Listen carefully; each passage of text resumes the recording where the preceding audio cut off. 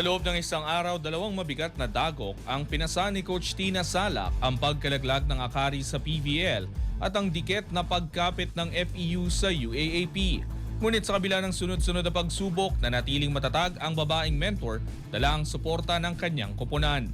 Ang ibang detalye alamin sa eksklusibong pag-abante ni Jonas Lavarias. Sports Now. Sports Now. Exclusive.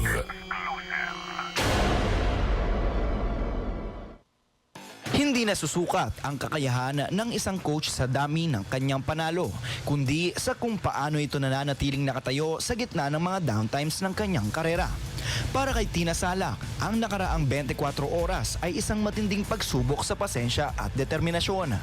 Matapos mawala ang tsansa ng Akari Power Chargers na makapasok sa PVL All-Filipino Semifinals nitong Martes, agad siyang sumalang sa UAAP kahapon upang gabayan ng FEU Lady Tamaraws na kamuntikan ng i-upset ang undefeated DLSU Lady Spikers bago kinapos sa deciding set. Sa kabila ng magkasunod na heartbreak sa San Juan at Pasay City, tila hindi ito alintana ni Salak. Alam niyang ang trabaho ng isang coach ay hindi lamang natatapos sa pagtuturo ng tactical adjustments, kundi sa paghubog ng katatagan ng kanyang mga manlalaro.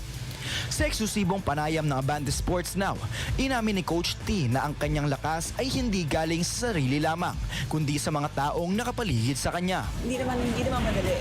Yan yung trabaho namin. But I think it's more in the support system.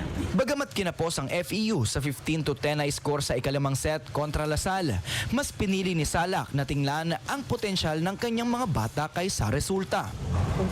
Kung kaya namin i-encourage pa sila to do their best, ilabas pa nila kung ano yung kaya nilang gagawin namin. Hindi man pumabor sa kanya ang nakaraang 2 gabi, nananatiling nakatapak sa lupa si Salak. Bitbit ang 4 na taong karanasan sa pagbuo ng programa. Alam niyang ang tanging paraan upang malampasan ang mental game ay ang patuloy na pagkayod. Ang gusto ko lang mangyari na matauhan din yung mga bata. It's been like 4 years na ako sa program, but we're having the same problem sa mentally. But yun nga, parang sa akin, kailangan ka namin push hanggat maaari, push ka namin para ma-realize din nila na kaya talaga. Kaya eh. Sa uli, ang pagkabigo ng Akari na makapasok sa top 4 at ang 6-5 record ng FEU ay mga numero lamang na magsisilbing paalala na ang proseso ay hindi minamadali. Dahil para kay Coach Tina, ang pagiging kampyon ay nagsisimula sa pagtitiwala sa suporta ng bawat isa kahit sa gitna ng pinakamadilim na sandali ng kompetisyon. Ako, si Jonas Lavarias, Abante.